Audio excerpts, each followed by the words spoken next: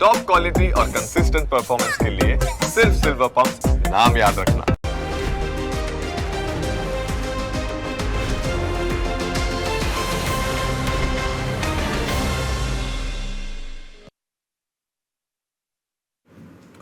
Break બાદ આપનું સ્વાગત છે. ભારતીય માર્કેટ્સ અત્યારે આપણે જોઈ રહ્યા છીએ ઉપલા સ્તરોથી થોડું દબાણ આવ્યું છે. આપણી બેઝિક કન્ડિશન આજે સવારે પણ હતી કે ભાઈ 26,100 ઉપર વીકલી ક્લોઝ જોઈએ છે, સાપ્તાહિક ક્લોઝ જોઈએ છીએ. તો એ કન્ડિશન સોફાર તો મેચ થઈ રહી છે, પણ હવે આ 2:45 વાગ્યા પછીનો સમય છે ને હંમેશા બહુ ક્રુશિયલ બનતો હોય છે સેટલમેન્ટની ગેમના હિસાબે. તો એ જોવાનું રહેશે કે હવે એ સેટલમેન્ટ કઈ રીતે થતું જોવા મળે છે. અત્યારે થોડો સમય આપી દો. માર્કેટ ઉપલા સ્તરે થોડું પ્રોફિટ બુકિંગ જરૂર બતાવી રહ્યા છે. ઇન્ટ્રાડે હાઈ બન્યા છે 26,202. બહુ બ્રિલિયન્ટ તેજી ગવર્નર સાહેબે જે સ્ટેટમેન્ટ આપ્યું ત્યારબાદ જોવા મળી, પણ ત્યારબાદ સતત નફા વસૂલીને કારણે અત્યારે પરિસ્થિતિ. અચ્છા, આ બધાના વચ્ચે એક મોટા સમાચાર એ છે કે સમગ્ર વિશ્વભરમાં જે ક્લાઉડ સર્વિસીસ આપતી કંપની ક્લાઉડ ફેર છે, ક્લાઉડ ફ્લેર નામ છે, આ ક્લાઉડ ફ્લેર સેવા અત્યારે સ્થગિત થઈ છે, ડિસરપ્ટ થઈ છે, જેને કારણે થઈને ઓનલાઈન જેટલા પણ પ્લેટફોર્મ્સ છે જે બેઝિકલી ટ્રેડિંગ વગેરે આપે છે, જેમ કે ઝીરોધા, ગ્રો અને સાથે તમે જુઓ તો આ ત્રણેય અપસ્ટોક્સ પણ છે, આ બધા જ પ્લેટફોર્મ્સ અત્યારે ડાઉન છે. આમના લોગિન તમે જો કર્યા હોય તો તમને અત્યારે લોગ આઉટ થઈ ગયા હશે, અથવા તો તમારી સેવા જે છે તે સંપૂર્ણ બંધ છે. કોઈ પણ ટ્રેડ તમારે કરવા હોય તો ઓલ્ટરનેટિવ ડિઝાસ્ટર રિકવરી વગેરે અથવા તો વોટ્સએપ પર ટ્રેડિંગના જે ફીચર્સ અવેલેબલ છે જેનો ઉપયોગ તમે કરી શકો છો. તો આ એક મોટું મેજર અપડેટ તમારા માટે થઈને જે જરૂર ધ્યાન પર રાખો. મીનવેલ માર્કેટ પર તો આપણે ચર્ચા કરી, પણ હવે આજના જે ઓવરઓલ પરિસ્થિતિ છે તે હવે આપણે સમજીશું. મારા સહયોગી યોમિક તો આપણી સાથે જોડાઈ જ રહ્યા છે અને આપણી સાથે જેપ ફિનસર્વથી વરુણ પટેલ જોડાઈ રહ્યા છે. સ્વાગત સૌથી પહેલાં તો વરુણ સર, અને ગુડ આફ્ટરનૂન. સેટઅપ બહુ ઇન્ટરેસ્ટિંગ બની ગયું છે માર્કેટનું, અને બોટમથી સપોર્ટ સારા આવે છે. અગેઇન વીકલી બેઝિસ પર 26,100 રિજેક્શન ઝોન હતો, અને આજે 26,100 ઉપર જ સપોર્ટ લઈને આપણે ક્લોઝિંગ આપવાનો પ્રયત્ન કરી રહ્યા છીએ. એટલે પહેલાં તો હવે જે આ બેઝ બિલ્ડિંગ એક્સરસાઇઝ થઈ ગઈ એ થોડું સમજાવી દો. બેંક નિફ્ટી એક અલગ જ મૂડમાં છે, કારણ કે વ્યાજદર ઘટી ગયા, એનો બહુ મોટો લાભ બેંક્સને મળવાનો છે, તો તેનો પણ લાભ બેંક નિફ્ટી લઈ રહ્યું છે. થોડું સમજાવો સર, આજે 10 વાગ્યા પછી શું થયું છે? સૌથી પહેલાં યશભાઈ, તમને, વ્યોમિકને અને તમારા વ્યુઅર્સને વેરી ગુડ આફ્ટરનૂન.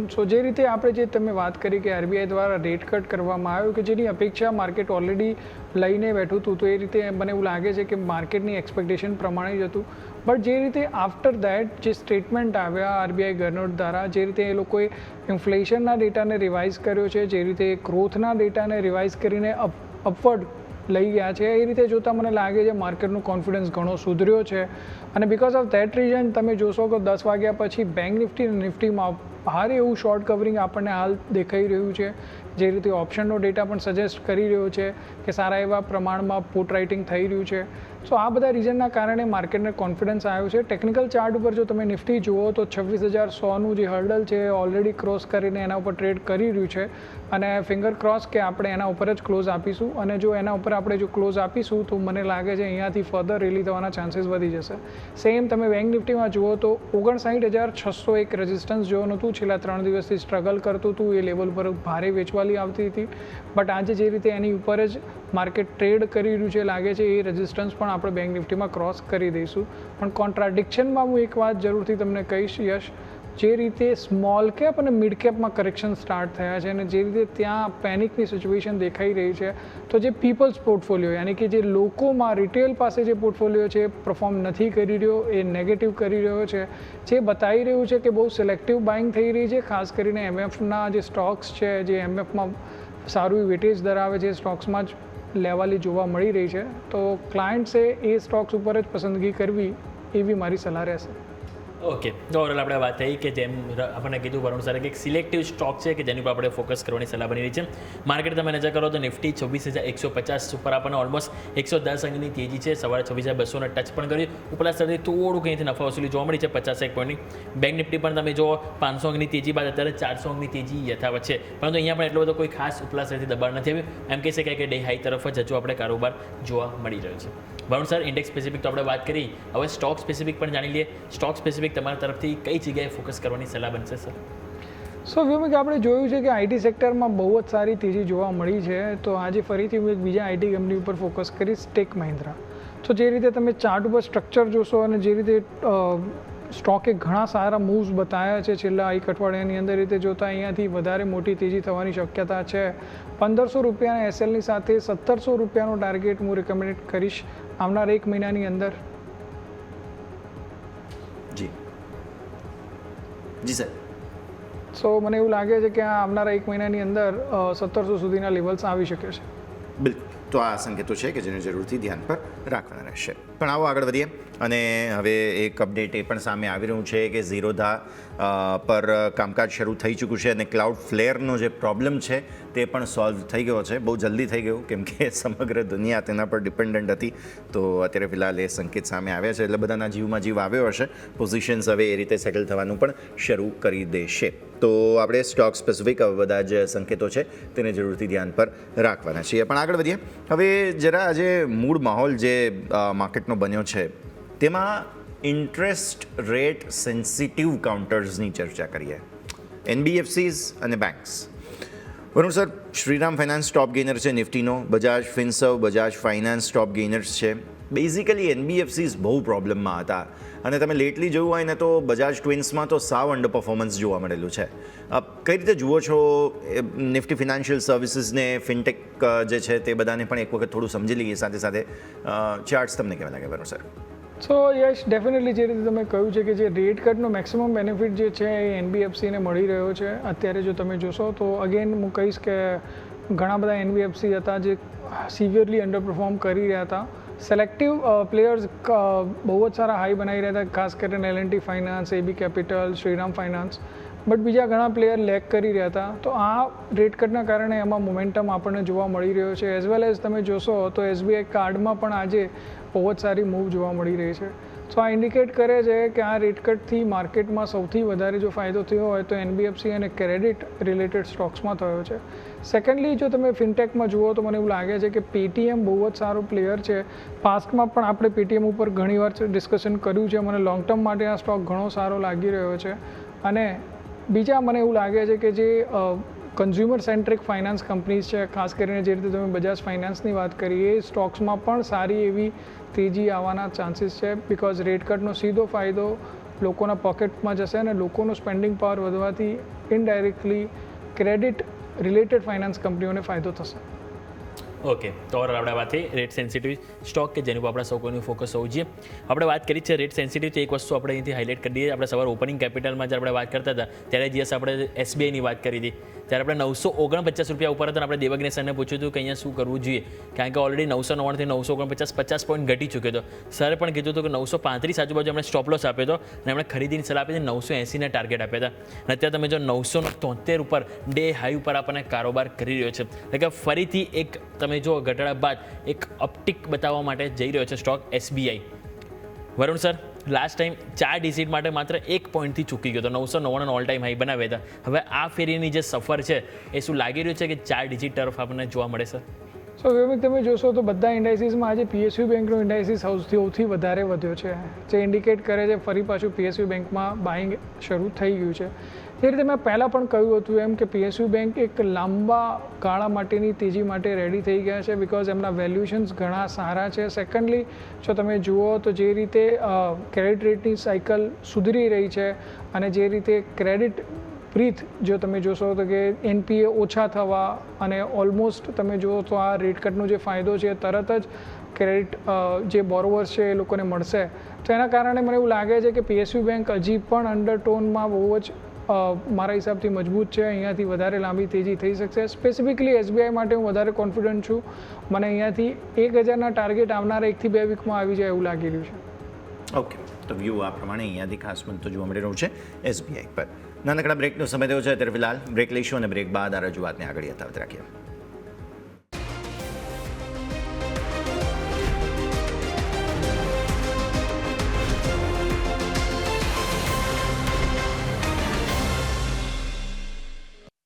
બ્રેક બાદ આપનું સ્વાગત છે. માર્કેટ્સ પરનો જગરો ડેઝ હાઈની નજીક ફરી એક વખત બેંક નિફ્ટી ઇનફેક્ટ નવા હાઈઝ બનાવી રહ્યા છે એવું આપણે કહેવું જોઈએ. અત્યારે એકમાત્ર પ્રોબ્લેમ અત્યારે ફિલહાલ ભારતીય માર્કેટ્સ જો કોઈ હોય તો તે છે સ્મોલ કેપ.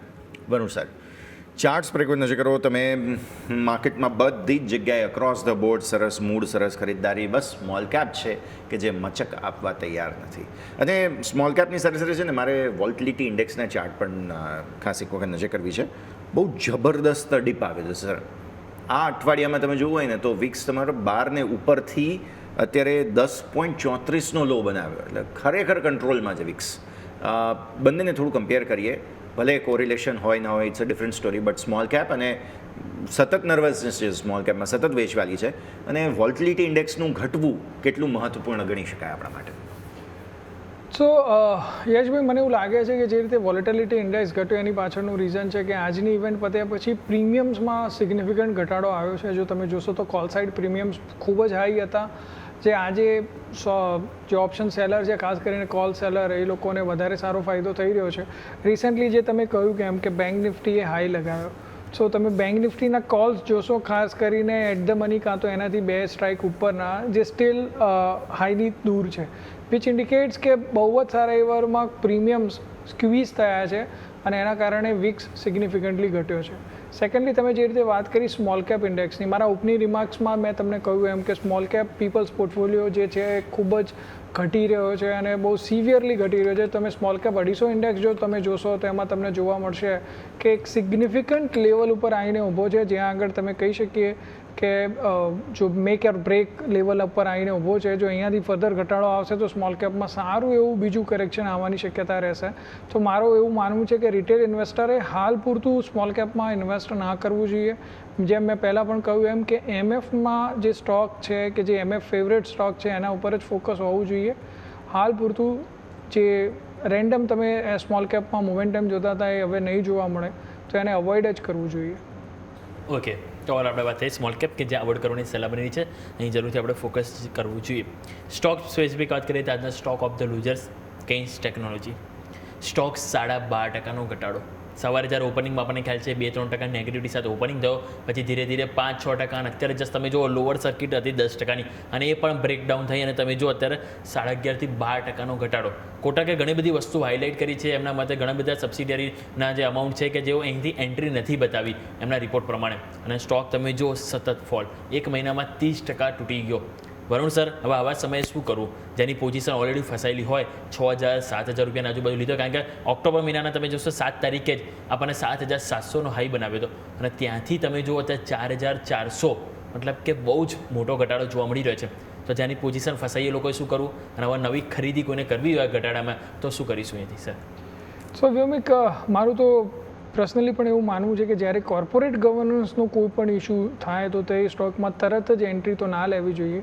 સો જે લોકો નવા ઇન્વેસ્ટર છે તો એમને હાલ પૂરતું અવોઇડ કરવું જોઈએ. જ્યાં સુધી જસ્ટ સેટલ ના થાય ત્યાં સુધી નવું ઇન્વેસ્ટમેન્ટ તો ટાળવું જ જોઈએ.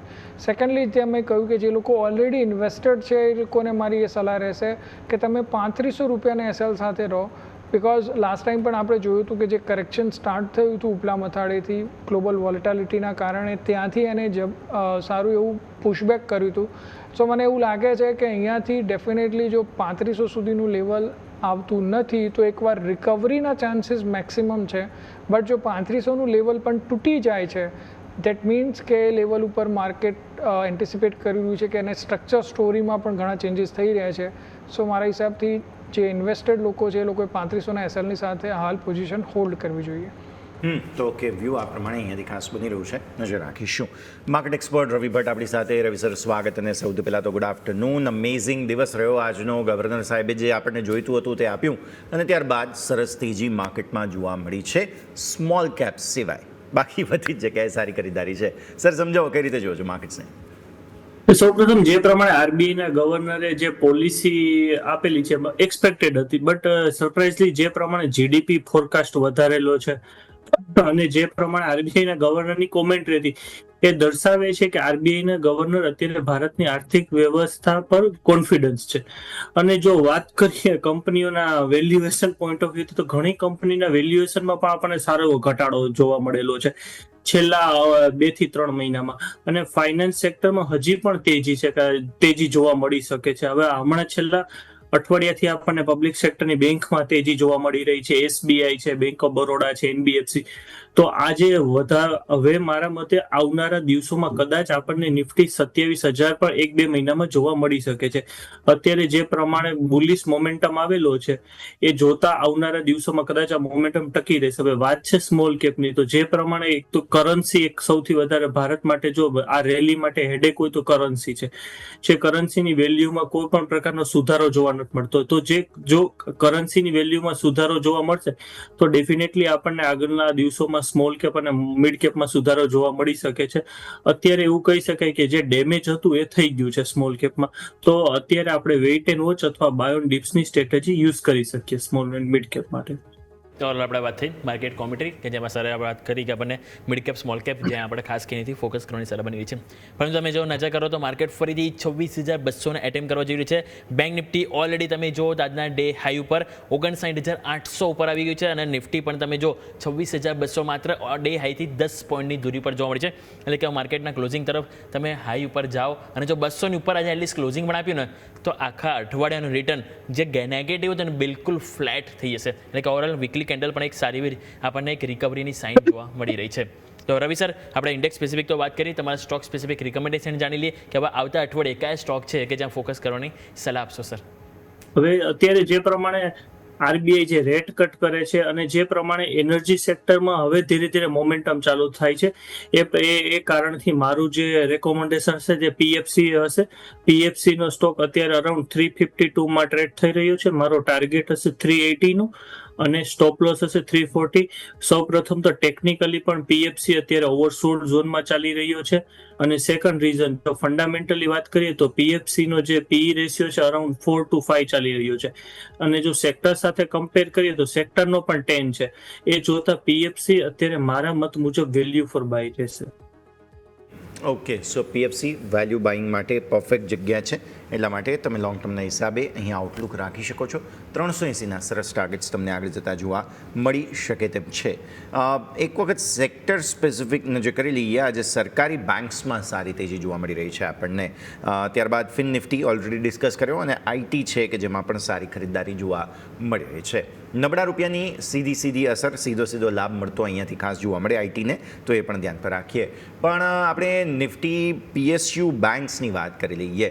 તમે ઓલરેડી રવિ સર પીએફસીની વાત કરી એટલે ઓબ્વિયસલી પીએસયુ બેંક્સ છે. હવે અહીંયા સ્પષ્ટતા આવી ગઈ, એફડીઆઈની લિમિટ નથી વધવાની.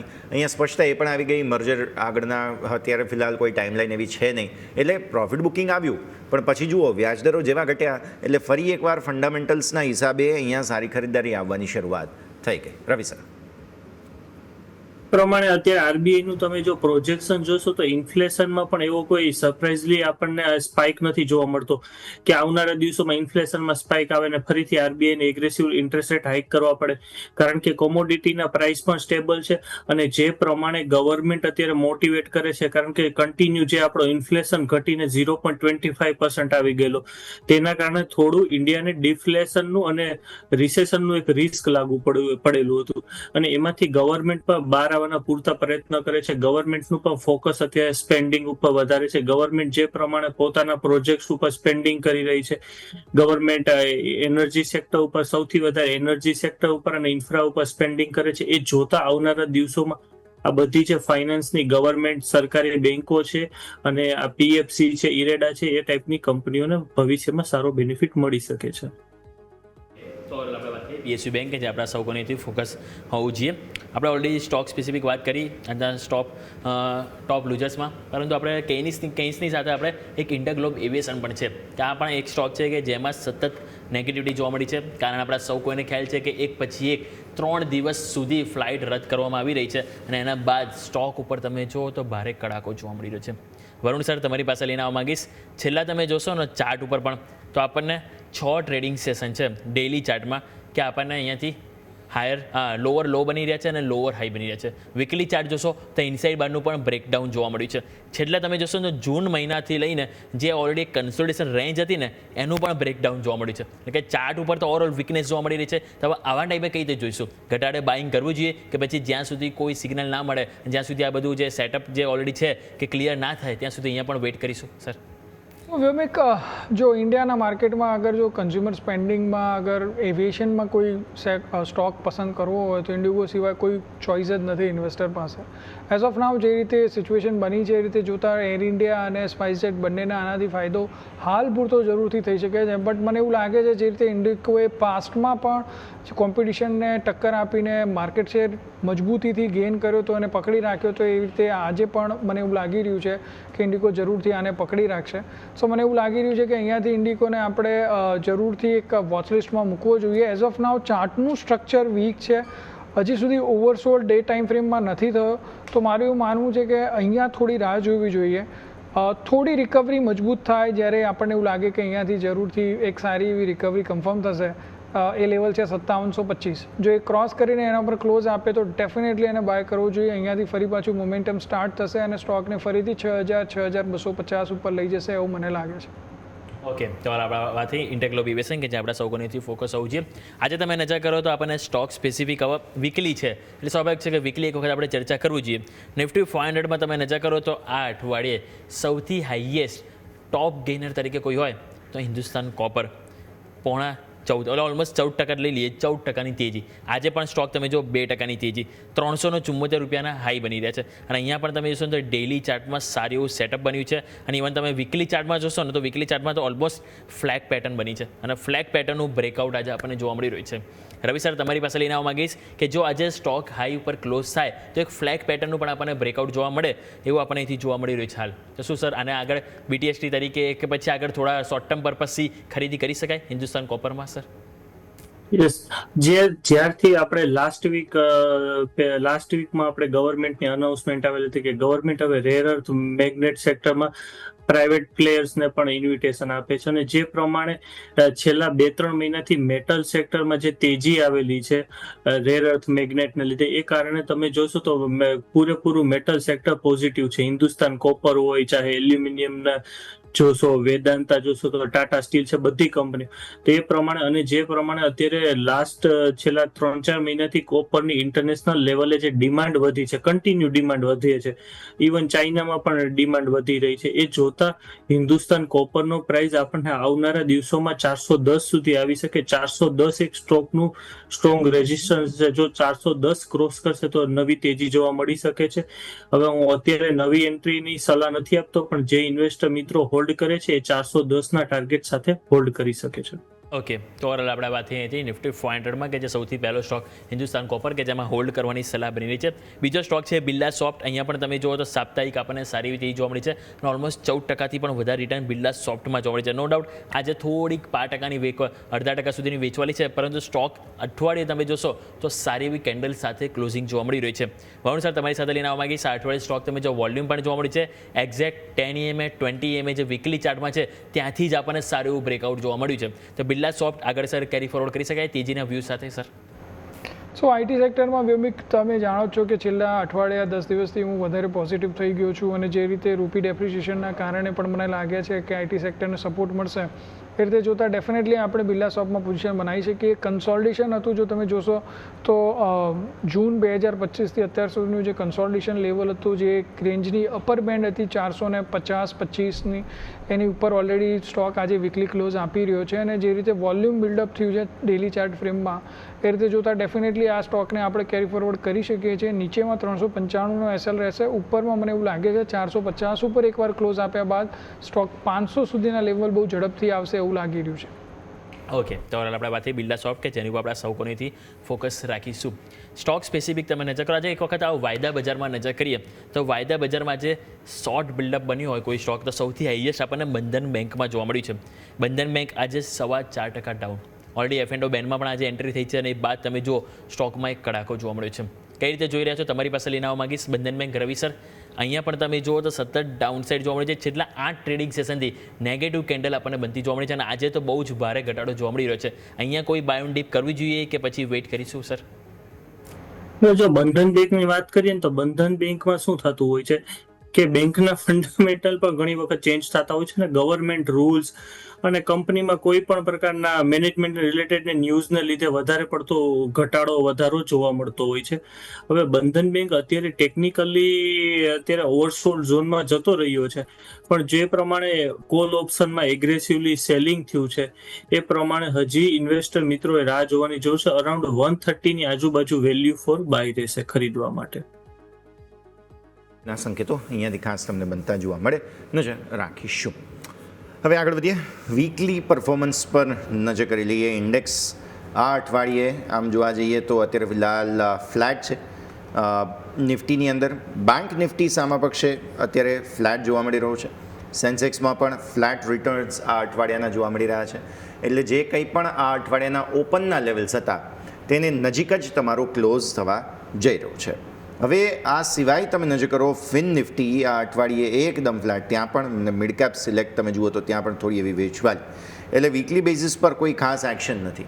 હવે તમે વીકલી ટોપ ગેઇનર્સ અને લૂઝર સ્ક્રીન પર લઈને આવો કે જેમાં તમને જોવા મળશે કે બેઝિકલી સેક્ટર અને સ્ટોક સ્પેસિફિક બહુ જબરદસ્ત એક્શન આ સમગ્ર સપ્તાહ દરમિયાન આપણને બનતું જોવા મળ્યું.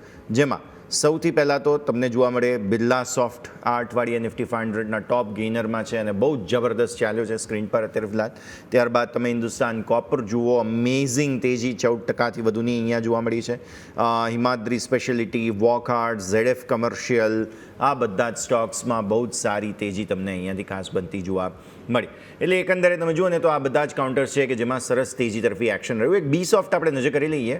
વરુણ સર, આપણે ચર્ચા ઓલરેડી કરી છે અને ત્યારબાદ વોકહાર્ડ ફાર્માની આપણે વાત કરી લઈએ, કેમ કે આ અઠવાડિયે જે ન્યૂઝ હતા યુએસએફડીએ તરફથી મંજૂરીના, તેને કારણે એક દિવસ તો અપર સર્કિટનો મૂડ પણ અહીંયા બન્યો અને ત્યારબાદ સતત તેજી જોવા મળી. તો વોકહાર્ડ ફાર્મા, વરુણ સર, એક વખત આપણે નજર કરી લઈએ. યશભાઈ, મને લાગે છે વોકહાર્ડ એક સારા એવા લેવલ ઉપર મળી રહ્યું છે. ટેકનિકલ ચાર્ટ ઉપર જો તમે જોશો તો જરૂરથી એમાં બહુ સારી એવી મોમેન્ટમ દેખાઈ રહી છે. વીકલી ટાઈમ ફ્રેમમાં પણ જો તમે જોશો તો સારું એવું અપવર્ડ મોમેન્ટમ છે. આ અઠવાડિયાની જે મોટાભાગની તેજી હતી એમાંથી 60% તેજી ઓલરેડી ગુમાઈ ચૂક્યો છે. બટ મને સ્ટીલ એવું લાગી રહ્યું છે કે આ કન્સોલિડેશન બ્રેકઆઉટ અહીંયાથી જરૂરથી વર્કઆઉટ કરશે. સો એકવાર માટે આપણે જરૂરથી આ સ્ટોકને 1300 રૂપિયાના એસએલની સાથે પોઝિશન બનાવી શકીએ છીએ. ઉપરમાં મને એવું લાગે છે એકવાર માટે જરૂરથી ફરીથી 1600 સુધીના લેવલ આવવાના ચાન્સીસ છે. સો એક શોર્ટ ટર્મ વ્યૂ આ રહેશે. લોંગ ટર્મ વ્યૂ મારા હિસાબથી જે રીતે કંપનીના R&Dને અપ્રુવલ્સ મળ્યા છે અક્રોસ ધ સેક્ટર, તો થોડા 1100 રૂપિયાના મોટા એસએલ સાથે તમે જરૂરથી આને હોલ્ડ કરી શકો છો. ઉપરમાં 1800-2000ના લેવલ આવનારા 6 થી 9 મહિનાની અંદર આવી શકે એવું લાગે છે. ઓકે, તો ઓવરઓલ આપણે વાત થઈ વોકઆઉટ ફાર્મા કે જે સ્ટોક સ્પેસિફિક આપણે અહીંથી ફોકસ કરીશું. સેક્ટર સ્પેસિફિક પર નજર કરી લઈએ. સાપ્તાહિક પરફોર્મન્સમાં તમે જોશો 4 મેઇન સેક્ટર છે કે જે પોઝિટિવ બંધ થવાની તૈયારી બતાવી રહ્યા છે. નિફ્ટી ઓટો તમે જશો તો ત્યાં 0.5% મજબૂતી સાથે તમે જો નિફ્ટી આઈટી સૌથી બેસ્ટ પરફોર્મન્સ 3.5% રિટર્ન જોવા મળી રહ્યું છે. જ્યારે તમે જો બધા સેક્ટર એક વેચવા લઈને મૂળમાં કાં તો નેગેટિવ રિટર્ન આપી રહ્યું છે સાપ્તાહિક, ત્યારે એક માત્ર આઈટી છે કે જેણે માર્કેટને સંભળવાનો પ્રયત્ન કર્યો. આ મેટલ તમે જોશો તો ત્યાં પણ 0.5% તેજી સાથે પ્રઇવેટ બેંક છે કે જ્યાં 5%ની તેજી છે. અધરવાઇઝ બધા સેક્ટર છે કે જે આ અઠવાડિયે નેગેટિવ ક્લોઝ આપે એવા સંકેતો જોવા મળી રહ્યા છે. નિફ્ટી ઓટો લઈને આવીએ તમારી પાસે રવિ સર. આ ઓટો સેક્ટર એટલા માટે આપણે ચર્ચા કરી છે કારણ કે સાપ્તાહિક તો તેજીમાં છે, પરંતુ વ્યાજદરનો જે ઘટાડો આવ્યો તેની સાથે પણ સેન્સિટિવ સેક્ટર છે.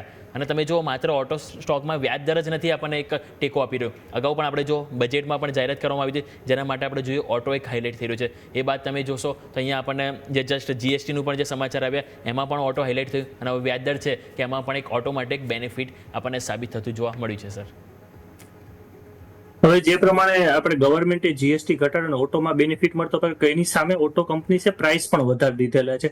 એટલે જે ગવર્મેન્ટે જે જીએસટી નો બેનિફિટ આપેલો તો એ બેનિફિટ ઘણી અંશે ઓછો થઈ ગયેલો છે. હવે વાત કરીએ તો જે પ્રમાણે રેટ કટ ઘટી રહ્યા છે અને જે પ્રમાણે આપણે ઓટો સેલ્સના ડેટા જોઈએ, જો મંથલી ડેટા જોઈએ તો કન્ટિન્યુ એમાં આપણને ગ્રોથ જોવા મળેલો છે. તો ઇન્ડિકેટ કરે છે કે ઓટો સેક્ટર સારી એવું ગ્રોથ કરી રહ્યું છે.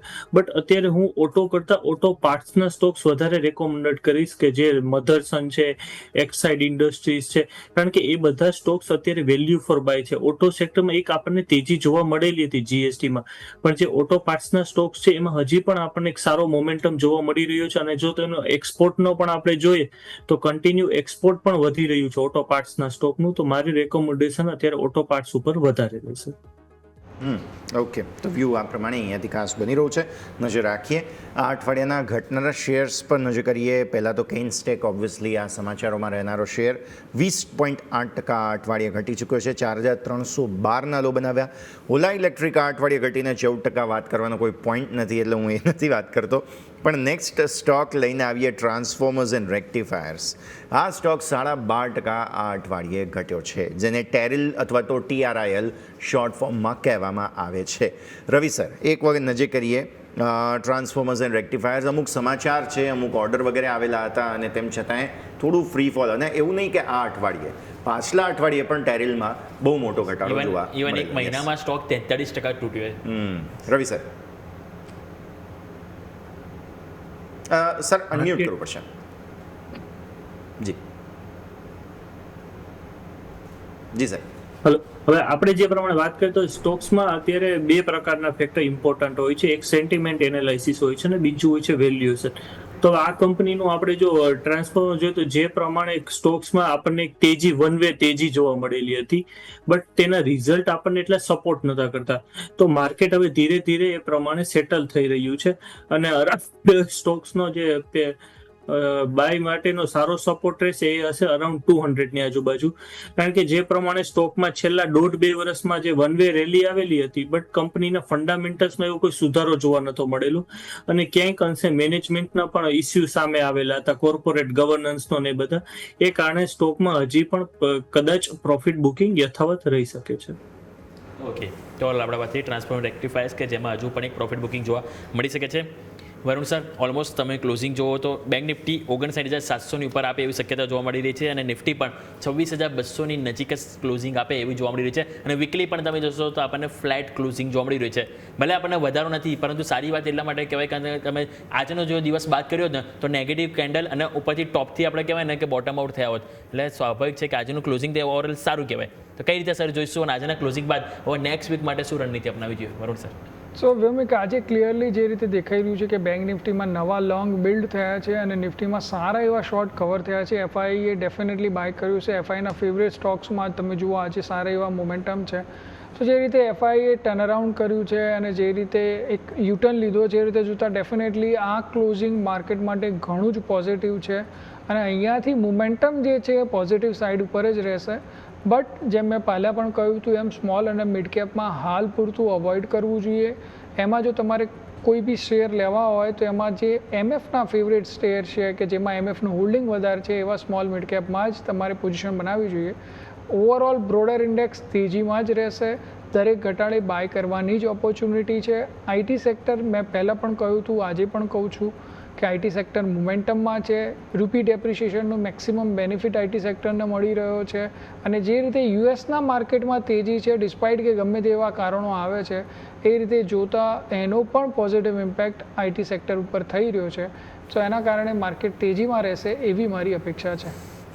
તો એ અપેક્ષાઓની સાથે જ સમિતિ વિશે રજા લેવાનો. રવિ સર, જેટલી આપણે ચર્ચા કરી આપના સ્ટાન્ડર્ડ ડિસ્ક્લોઝર્સ. યસ, આજે મેં 2 થી 3 સ્ટોક્સમાં ડિરેક્ટલી રેકોમેન્ડેશન આપેલું છે.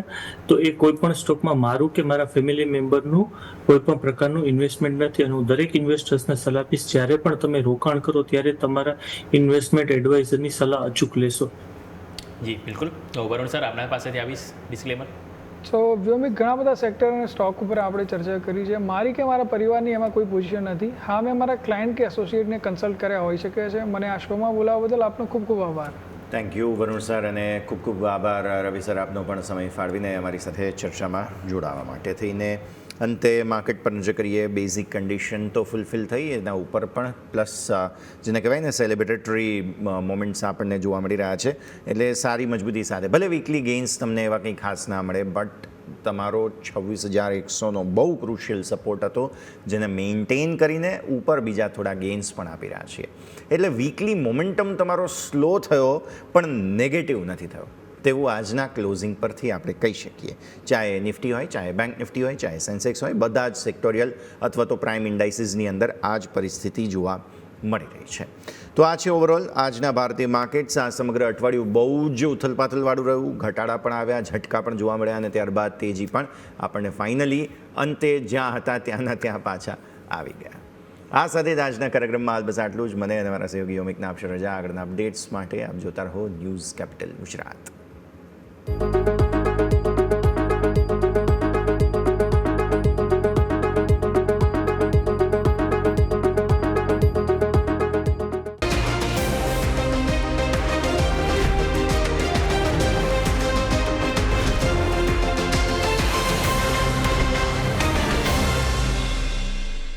Presented by trade bulls.